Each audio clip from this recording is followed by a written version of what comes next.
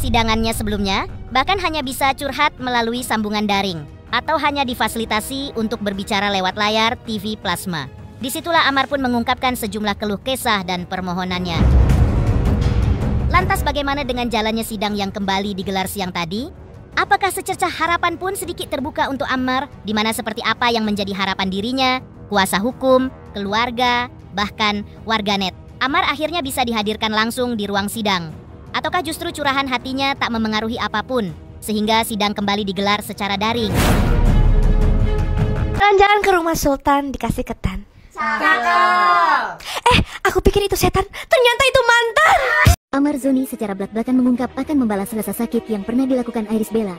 Ia mengaku tak peduli jika Haldi Sabri akan marah. Yang terpenting baginya rasa sakit itu terbalaskan. Amar juga mengungkapkan kekecewaannya terhadap wanita, karena dulu saat masih bergelimang harta, banyak yang memujinya. Namun ketika ia jatuh, justru ditinggalkan tanpa rasa iba. Kini Amar berjanji akan bangkit dan membuktikan dirinya bisa lebih kuat dari sebelumnya. Jadi bukti di dalam proses persidangan pemasok ini, sidang Amar Zoni tadi di sepanjang sidang ini, Bang. Gini, kalau bicaranya kuat nggak Bang menjadi bukti, yang dibuktikan dalam persidangan ini kan peristiwa pidana ketika dia di luar dari lapas. Kan karena dia bermasalah dengan narkoba, dia ketangkep kan? Kan benar kan? Yeah. Nah itulah kemudian yang disidangkan. Sampai kemudian dia proses disidangkan, dia dititipkan di Cipinang, kan begitu ini. Tapi di Cipinang kemudian ada peristiwa lagi, di kamarnya terdapat sebagainya dan sebagainya, kan gitu kira-kira. Nah ini sebenarnya ya, hari ini kan abang saya yang luar biasa itu ya, Bang Agus itu ya, ini jadi apa namanya Menteri IMIPAS. Ini adalah orang yang sangat berintegritas. Ini kasus Amar Zoni ini jadikan sebuah trigger. Kita basmi bersama peredaran lapas itu. Udahlah, kita nggak usah bicara panjang lebar lah. Seorang penjaga lapas akhirnya buka suara. Mengaku disuap oleh suami baru Iris Bella untuk menjebak Amar Zoni. Tapi bukan jumlah uangnya yang bikin merinding, melainkan alasan dibalik pengakuannya. Apa sebenarnya yang terjadi di balik jeruji itu? Dan kenapa Kavi baru berani bicara sekarang? Namun sebelum itu kami mohon klik tombol subscribe dan mari berdiskusi di kolom komentar terkait kasus ini. Guys, balik lagi bersama saya tentunya Oki Kelvin. Nah, ini masuk ke segmennya Amar Zoni ya tentunya. Ini ada kabar dari Amar Zoni. Kira-kira kabarnya seperti apa? Yuk langsung kita simak guys ya. Mungkin kalian tadi sudah melihat ya beberapa infonya ya sebelum aku ini. Nah, ini kita lanjutin lagi, ada info apa lagi guys. Buat kalian yang baru mampir, jangan lupa nih bantu subscribe Oki Kelvin supaya kalian gak ketinggalan update terbaru yang lagi viral tentunya guys. Dan kita lihat bareng-bareng berita dari Amar Zoni ya. Dr. Camelia akhirnya menanggapi isu yang menyebut Raffi Ahmad membantu Amar Zoni. Ia menegaskan bahwa Raffi tidak pernah memberikan dukungan apapun, melainkan hanya menjalankan tugas kunjungan ke lapas. Sementara itu, Amar masih berjuang sendiri menghadapi perkaranya. Selama ini, hanya Dr. Camelia yang benar-benar setia mendampingi dan berusaha membantunya agar segera memperoleh kebebasan. Waduh. Masih diperebutkan wanita. Pentarina pesona Amar Zoni masih diperebutkan oleh dua wanita, Zeda Salim dan Dr. Camelia. Biar sekalipun Amar Zoni seorang itu, tapi siapa ya yang namanya pantas untuk Amar Zoni guys ya, gitu guys. Cerai dari Iris Bella dan berstatus warga binaan Rutan Salemba, ternyata Amar masih memiliki pesona di mata Zeda Salim dan Dr. Camelia. Dua wanita itu kini saling serang di media sosial. Lalu siapa wanita yang dipilih Amar sebagai kekasih? Waduh. Iris Bella apa nih sorotan live? Terima kasih karena berseronok. Jari ya, mungkin digigit sama Aldi. Saudaranya sama-sama ganteng.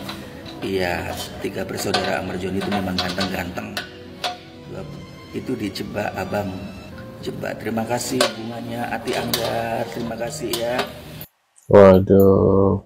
Orang baik. Eti Jakarta Bang Aru hadir. Assalamualaikum Bang. Waalaikumsalam. Kasih. Kalau membungkam siapa sebenarnya yang punya barang tersebut.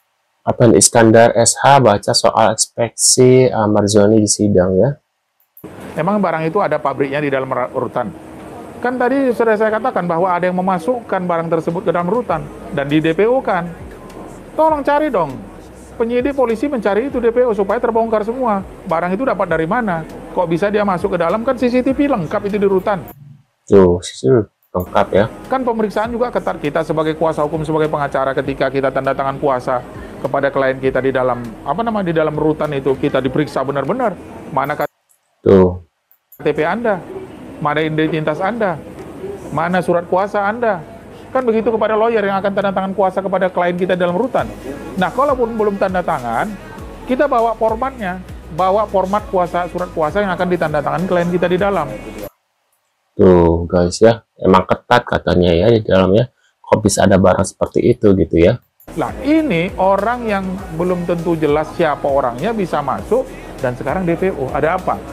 Ya, waduh. Ya kita minta lah kepada Kapolri, ya kan, Menteri Menteri Imigrasi ya, yang lapas ini ya, Kementerian Hukum dan HAM. Ya.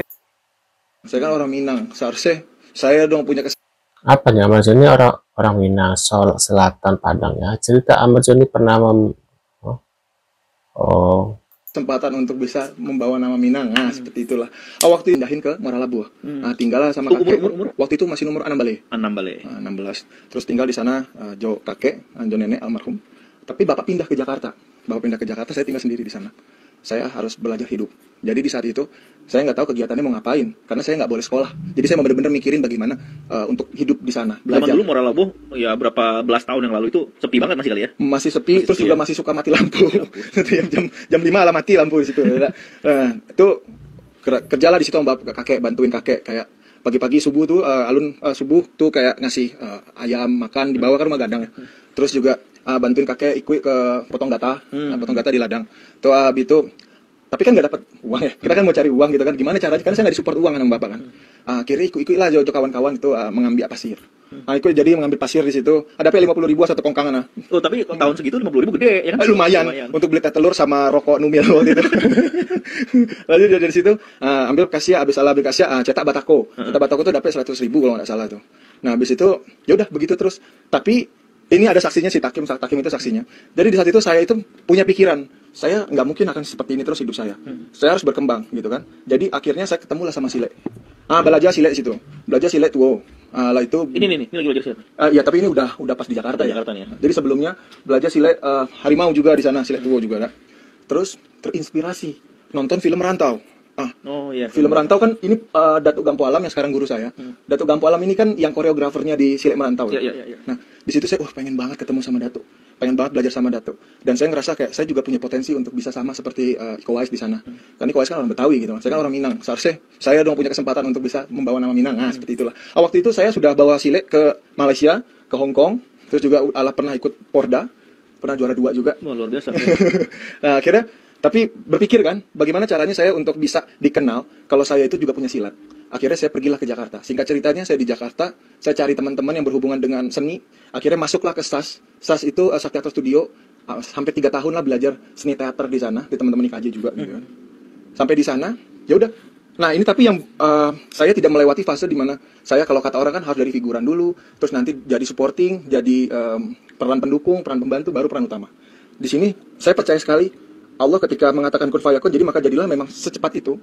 Saya nganterin teman saya untuk ngisi soundtrack lagu. Terus tiba-tiba ada orang tua berdiri di samping saya. Dan orang tua itu kan gak enak kan gak ada bangku lagi nih. Kita kan adat Minang pasti ya silakanlah duduk yang paling tua gitu ya. Nah ternyata beliau itu adalah Pak Diat Ote yang mana produser di film Retak Gading. Nah bisa yakti nggak? Bisa, kan? Kamu ngapain kesini? Nganterin teman. Oh kamu dari mana? Dari SAS. Coba kamu bawain monolog William Shakespeare yang judulnya itu Short Friendship kalau nggak salah. Terus karena saya belajar itu, ya udah saya bawain monolog itu di William Shakespeare. Dan setelah itu, percaya atau enggak ada? Ini aja nih dipanggil sutradaranya Pak Bayu Pamungkas. Bye, dia aja jadi peran utamanya. Saya secepat itu jadi peran utama dah. Waduh. Nah, menurut kalian gimana nih ya? Tadi awal mula dari Amar Zoni ya, yang bermula menjadi artis ya, tadi bermain silat juga gitu ya. Dan akhirnya awalnya yang mengantar teman, biasanya begitu ya, awalnya itu mengantar teman, tapi endingnya seperti itu ya, maksudnya menjadi artis, biasanya gitu guys ya. Nah, menurut pendapat kalian gimana tentang info dari Amar Zoni untuk hari ini? Bisa tulis di kolom komentar. Terima kasih sudah hadir dan kita akan bertemu lagi di video selanjutnya. Sehat selalu buat kalian dan see you guys.